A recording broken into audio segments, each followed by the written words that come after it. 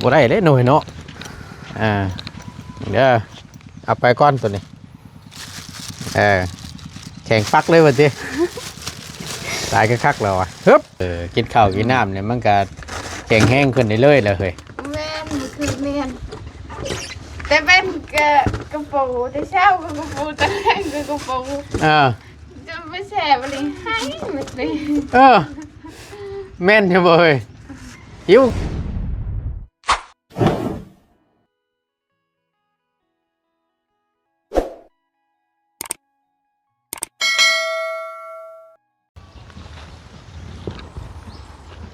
นั่งนี่เนี่ยมีอยู่ว่ามันมุกไหน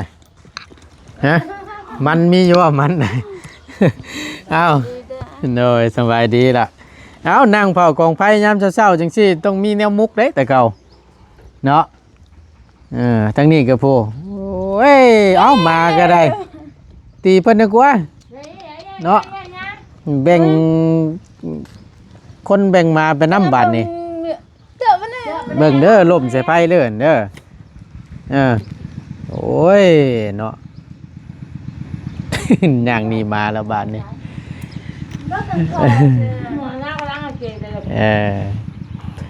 พี่น้องกราบทักทายสบายดีแล้วสวัสดีเด้อพี่น้องเด้อฮะอยู่ชายจะต้องโกนแข่งเบิ้งเอาว่าเบิ้งโดนเป็นอะไรลงมาเบิ้งก่อนนั่นจีแต่เช้าคุณยังไม่ทันสุกเลยตัวนี้จะไปกินได้เหยนี่คือแกงแท้อันไหนยังให้กินน้ำบุกินอิ่มแล้วจะให้กินนี่อิ่มแล้วขอบใจหลายๆไม่ใช่มันนี่นะมันก็เช้าขุดเอามาโอ้โหแข่งปั่นยังมันจะกินไล่บ่เนี่ยนี่นะ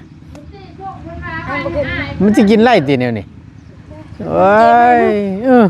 เห็นว่าก็ได้เหมาะแต่ได้พี่น้องเนาะบรรยากาศหนาวจริงๆนั่งเฝ้าของไผ่แล้วก็มุกมันไปน้ำมีในมะขามมีตะบ้อมะขามชุกนะยังโมมีเอานี่ไม่เนี่ยละเดี๋ยวมันสิบริยินมาบาทนี้พี่น้องพอดีทั้งบอต้นก็ได้จัดแจงมาให้เนาะกับข้าวว่าสั้นซะไปบัดนี้มาเอากับข้าวน้ำมาคือพอดีตั้งบอต้นกับข้าวมาเช้าแน่น้อยนึงวันนี้ก็ได้ยันว่าไอ้ช่างเป็นถ่ากับข้าวบ่ได้เลยหน่อยเนาะเดี๋ยวเอาไปก้อนตัวนี้แข่งปักเลยวะทีตายก็คักแล้วอ่ะฮึบเบงก็อ่านแชทเลยนะล่ามังหุ่งเพิ่นมีขายอยู่บ่อยู่พี่น่ะขายอยู่บัดแล้วจังไปหาซื้อเด้อพอดีทั้งไงหาเบิ่งอยู่แถวตลาดเพิ่นมังหุ่งขาดตลาดไม่ยอดตามบ้านพอได้ต่ำอยู่บ่คุณยายตาแชงกันแล้วออกมาหาอาบแดดอาบน้ำนี่กว่าเฮ้ยเป็นอะไรก็กระจายเลยนะเอายังกำลังกายยามเช้าๆแหละจะได้สดชื่นนะเมื่อยดีตายพวกแหละนี่เนาะเห็นได้ไรฉันการบริกินข้าวใช่ปะจักกินก็มะกล้วยกินข้าวก็มะกล้วยจะกินข้าวก็มะกล้วยบ่เนี่ยนี่ฮะบอกคำว่านั่นเลยเดี๋ยวสิชื่อเขามาให้มะกล้วยไก่ในตลาดนะเห็นอยู่เอามีแต่ว่าตัวอย่างย่างฉันมันมีไก่มีปลาแห้งปลาทูนางเข้มอาการในแถวจ้ะปิ้งปลาเตะ1,500ได้นี่นะเธอเตะ1,500มันก็ติดกันนะเอากับเป็นเห็ดเลยกินบ่ย่างปลาแห้งนะเบิ่งดูมีอย่างเนี้ยซื้อกระลำมาไว้ในยันว่าเพื่ออยากอ้ออย่างนางเข้ม พอดีนางเข้มในการ3 มัด25,000จะได้เอาอยู่50,000พี่น้องพอได้เพิ่นจีจำเจียว เอ้ยแม่นยัง กอดลูกแข่งกอดขา บุยบ่ขนมเมื่อกี้นี่ อิ่มตัวมันแบบนี้ ยาเพิ่นหลอกยาเพิ่นหลอกลึกน้อยเฮ็ดได้ไดสบายดีล่ะสบายดีโอ้ยไปดูนายาทั้งหมดทุอยากยังให้น้องตัวเฮ็ดให้กินต้มตีนไก่บ่ต้มตีนไก่บ่หรือสิย่างปลาแห้ง ตีนไก่แขกยาเป็นเยอะ ฮะต้มแซ่บตีนไก่นั่น ตีนไก่แขกยาเป็นจะมาไปเถอะ อันนั้นกับไก่เป็นตัวแล้วกับปลาทูเจ็บจังได้เด้ไก่นี่เนาะฮะบอกว่าตัวก็เห็นบ่เป็นบ่แข็งอะไรสิแกงหรือสิต้มก็แล้วแต่ตัวซื้อมาให้ได้เด้พากันแกงชับเป็นต้นแล้วก็มีหมักบวบอันหมักอันไอซื้อมาใหม่ๆเลยตัวหมักต้นมันยังแข็งอะไรเอาออกแต่ตู้เด้ตู้แช่เพิ่นเจ้ากันนะบ้านลูกเรานี่อันก็มาแข่งกอดเขาอันนี้เป็นหมากูดาวแหละก่อนนะไม่ต้องเอาเฮ็ดได้ก็โดดชื่อมาไว้ให้เลยก็ปะโถนะก็ไปคอยตัวนะคอยจะปะคารามนี่ป้าแต่จะปะโถกับปะคารามอยู่กับพ่อเดี๋ยวว่าสิออมปลาทูใส่ใส่กับมันกะลำตีบ่หรือว่าจังใดก็เฮ็ดโลดสู้กันกินนั่นแหละคอยจ้าได้เพิ่งกัน10 โมงแล้วตอนนี้นะแน่10 โมงแล้ว10 โมงกับประธานช้างจะกิน10 โมง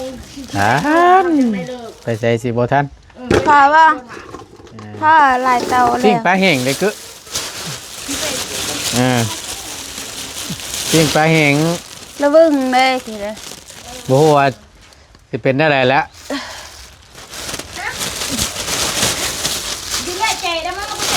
เป็นตัวอยากอยู่บ่คำเป็นตัวอยากแต่มีแต่ให้น้องตัวไปอันนั้นไปย่างให้มันสุก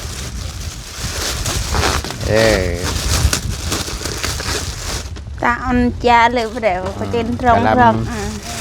มังหุงบ่มีเนาะมังหุงใครอยู่เพราะว่าเฮาว่าสิซื้อมาไว้ให้พร้อมกันนั่นแหละจะได้ผัดบ่มีซ้ำอยู่ในตลาดนั่นขาดตลาดตำมันคือโยนกับบ้านกี่บาทเป็นเผ็ดตำเจ็บบ้านตำนั่นนะอันไหนตำพักสิลวกพักกันบ่เอาเฮ็ดได้เกโดดพุ่นกระโตกก็บ่มาห้องนั่นน่ะกำสิหั่นก็ได้บ่จักความสิซื้อดอกบ่ตุนก็ได้มีอยู่ไก่ปลาหมูว่าซั่นมันดดก็สิชื่อมะเขือว่าไม่ให้ชุบเนียนจะหรอกวะก็เห็ดกินคนเดียวแล้วก็ฮะใครเห็ดกินคนเดียวเจ้าโดนบ่ตำมันแหละในตำในเกะวะตำมีเจี๊ยพอว่ามันไหนวะมาตำอะไรเห็ดอะไรเกะรสแต่น้องเมย์ซอยเห็ดรสเห็ดไปกินเจ้าอะไรบ่ล่างในบ่อนะไปล่างในกว่าเห็นว่าก็ได้เนาะว่าให้ตั้งแม่ไปล้างไว้ตัวนี้แหละแห่งอันตรายผักตัวนี้นะยาล้วนๆได้นี่นะกระลำนี่มาแวนวอได้เพิ่นฉีดยานะเว้ยตับอะไรไหนน้องสุดยอดเลยแหละเต้าแปลคอยจะน่ะนักคอยเนี่ยเจ็ดไว้แหละบัตรนะก็ตรังนะบัตรตะเวกี่เต้ชอยเกินกระตับเนาะคอยไปแดกกับบ้านนะต้องกี่พูดกับบ้านคอยแกะลอยดีกว่าตัวกี้แกะมันกว่าตัวลำๆนะพอน้องเมนอยู่บ่ไอ้เบิ่งคือซีเมนตัวนั้นฉลอกว่าดีขึ้นแล้วเราว่าใครเนี่ยเราว่า กินข้าวกินน้ำเนี่ยมันก็แข็งแห้งขึ้นได้เลยเลยเฮ้ย แม่นมันคือแม่นแต่เป็นกระปูแต่เช้าก็กระปูแต่แรกก็กระปู จะไม่แสบอะไรให้ไม่ได้ แม่นใช่บ่เฮ้ยหิวข้าวกินแต่กระปูเลยให้บัดนี้ แม่ โอ้ยเนาะ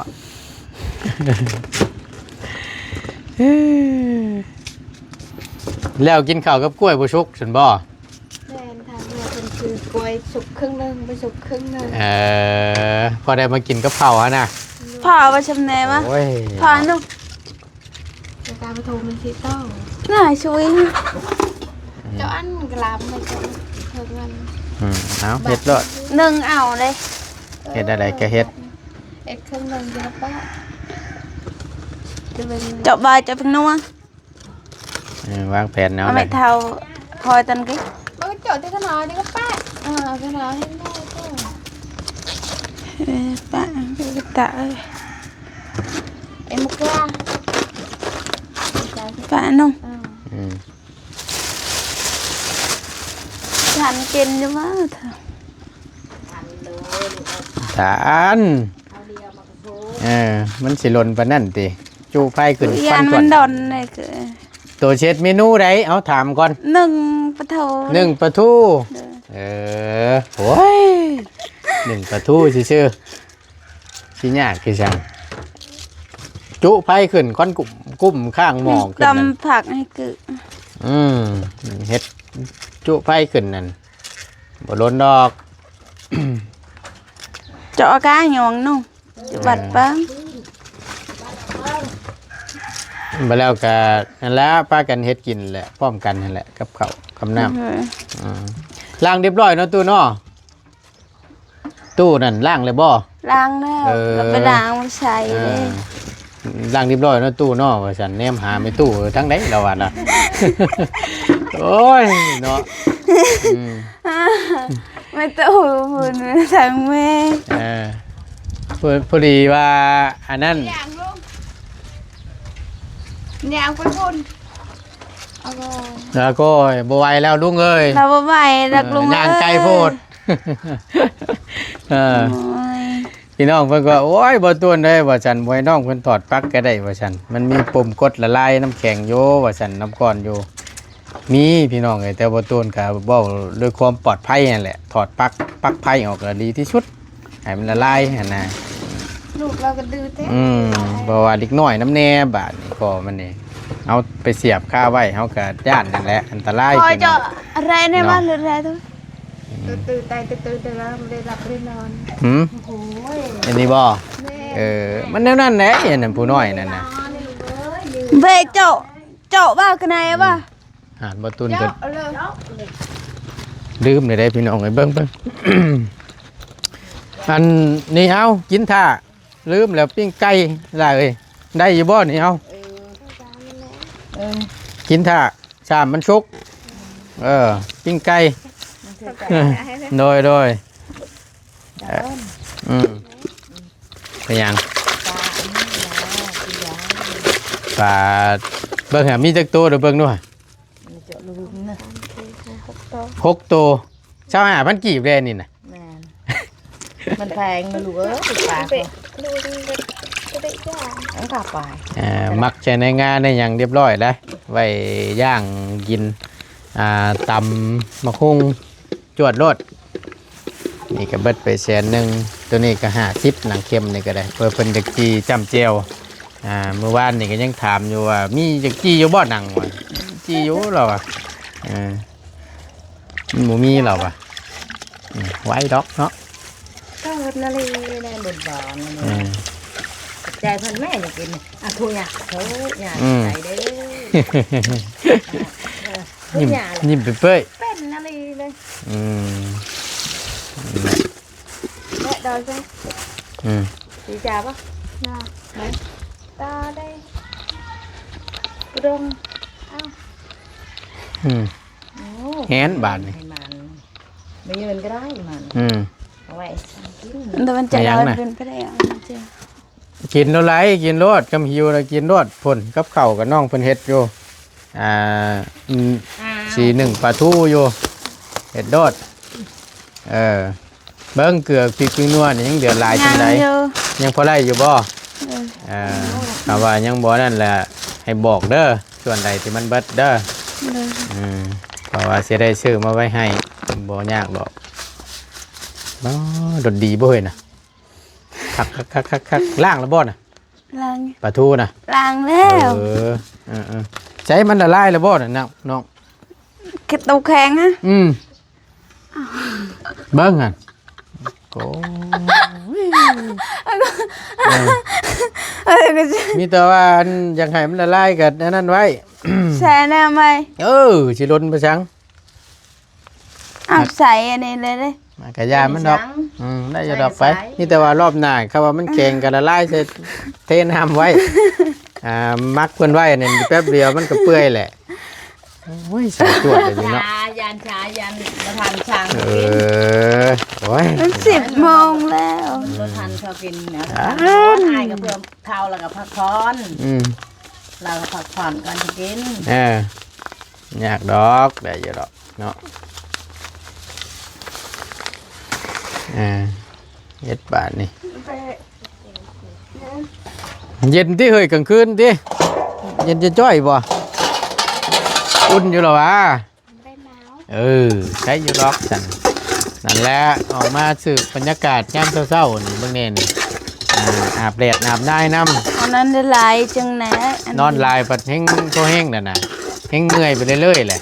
อันนี้ออกกำลังกายไปน้ำต่างย่างยืดเส้นยืดใจเลือดจังที่ได้ไหลหมุนเวียนสะดวกแต่นอนอยู่ชื่อนี่ก็เยอะมันอยากเป็นเปียเป็นร้อยไปพูดได้เลยผ่านอันจิอันอะไรจ้ายไม่ยั้งนั่นโอ้ยแล้วก็ลูกขนาดพอดเกี่ยวต้มก็หนักแน่นแหละต้มบางกลอปะคือไปอยู่แต่ละนิดมึงตัวอะไรนั่นมันน้ำเขาน้ำช้ำปลายังอยู่เนาะโอเคสัน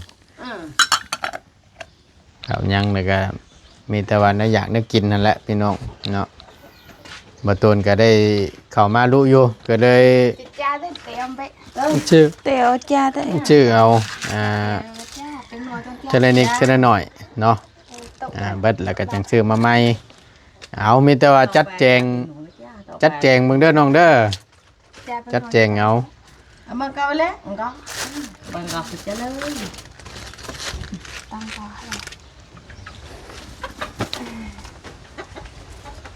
อะไรนะนังเค็มเนี่ยแซ่บนังเค็มแซ่บแซ่บแล้วก็ย่ำมะแรงกับจีทุบแล้วก็จมเห็นคืนนี้โอ้ผิงไผ่นี่โอ้จีนังเค็มเด้คือชิคักเนาะว่ะเป็นว่าเอาพักกันจี้ทุบแล้วก็ตำเจียวใส่กับห่วยแซ่บอยู่ได้เนาะบ่อยู่เมืองมันยาวเด้อยู่พีมันชั้นดิดมันก็มีคือกันอยู่ทางเมืองทางตลาดกันมีมองฉันมองเงาคือกันก็แล้วแต่เฮาสิหาชื่อเลือกเอาแหละสิรับด้วยอยากกระจังเต็มติปุ่มเต็มกระจังอันนั้นออกกระจังต่อกระจังกันยี่ให้ได้ช่องจังกระจังเนี่ยว่าอยากวัวทั้งหมดน่ะยังเจ็บท้องอย่าครัวดังอยากวัวดังก็ตะกี้เราเป็นวัวนึงไปฉลับจ้ะรถเอาไปแล้วไปนอนรถนั่นนี่เวียนจากนอนฉันเมื่อกี้นี่เนาะมาวนอยู่ไปฉันมิตรว่าที่เรือเราขึ้นไปแช่ตู้แช่ยังไว้เด้อแช่ไว้มิตรว่านั่นแหละให้ย่างออกกำลังกายน้ำตั้งตัวก็ได้ทิ้งใกล้แหละกินผ้าเดี๋ยวจะหาซื้อกล้วยไว้ให้ดอกต้มไก่ตีนไก่ยังไม่ได้ต้มแซ่บจักเตือบ่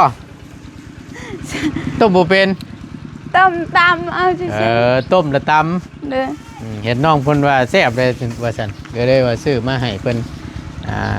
3 โลเบิ่งมาตูนสิเบิ่งบินก่อนซื้อไปเบิดเท่าไหร่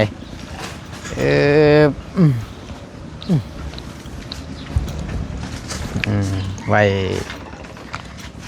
กินน้ำพันแล้วสู้กันกิน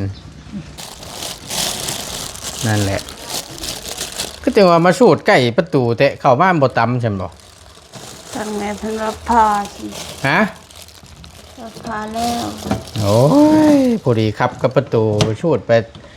ให้มันวิดประตูนี้เดี๋ยวเปิดหันเปิดนี่มาประตำประตูนี่ก็พอแห้งอีกแหละ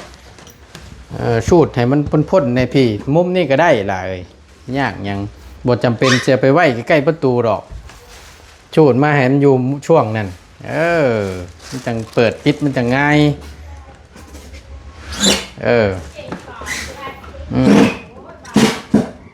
พอนะ แล้วแต่โตหันแล้วสะดวกสบายในการเปิดใกล้หลายมันก็เปิดมาพอตำประตูออกเข้าหันแล้วมันเกะกะยากแต่โตหันแล้วป้าตัวเต็มงัดพอดีบาทนี่เนาะเฮ้ยใช้เร่งขึ้นระบ่อตู้นะ ยัง เร่งขึ้นบาทนี่พอมามีอันกับเข่านี่กับนั่นแหละชาร์จบาทนี่เอาเห็นบ่อเปิดมามันก็ติดพอดีเปิดนะแม่ ตัวใด เอาแล้วบานนี่เปิดตู้เย็นกับบูเบนบานนี่ อยู่เจอยัง ฮะ เม็ดตัวใดแหงฮอดในแหง ตายคักบานนี่เห็นอะไรสันบานนี่ตายมันแหงเอง ให้มันแห้งเอง แข็งเองแบบนี้วะถ้ามันแข็งแล้วก็เบ็ดลงเนาะ เบิ้งอันนี้ก็เป็นลิงก์นี่เบิ้ง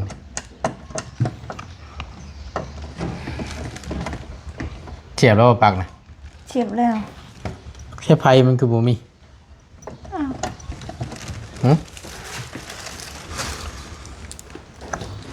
คือทางแม่เพิ่น เสียบก็ยังเว้าอยู่คือบ่เห็นไผซะดอกว่ามืดครึ้มอยู่ ทั้งบ่ตูนกับมุนได้มุนอีกอยู่นี่แหละ แม่แล้วเสียบตัวเย็นนี่ นี่นะ แล้วเสียบจำพุ่นเด้บ่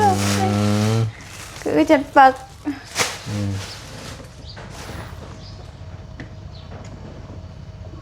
ตัวนี้สุดเลยนี่วันนี้ก็ได้นี่แหละ เย็นแล้วเด้ ปิดไว้ป่านนี้โอเคนั่นแหละไปมีแต่ว่าจัดการดูเด้อบัดนี้เด้อถ้าว่าใกล้ๆสิเบิดแล้วก็บอกง่ายอีกเด้อ เลย สิได้จัดแจงมาไว้ให้ท่วงให้ทันนั่นแหละสู่ทางทีมงานในสร้างกินแล้วก็กับครอบครัวที่โตนั่นแหละ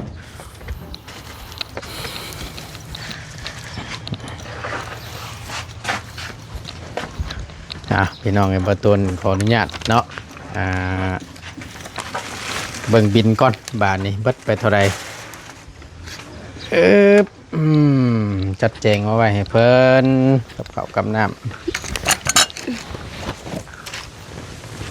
เบิ่งสบายดีเด้อพี่น้องสบายดีกันอีกรอบหนึงเนาะประตูนชื่อไก่ปลาทูแล้วก็ตีนไก่กะลำเนาะอยู่ในบินนี่เบิดไปอยู่390,000พี่น้อง390,000แล้วก็บวกกับหนังเข้มกับปลาแห้งนี่ก็150,000บ่ตุนชื่อคนละห้านเนาะ300,000 400,000 500,000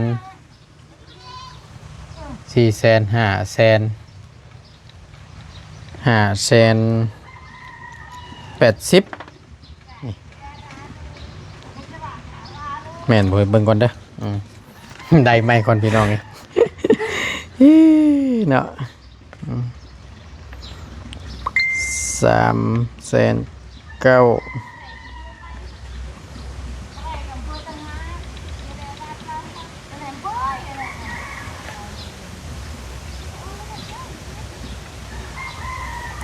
309,000บวก150,000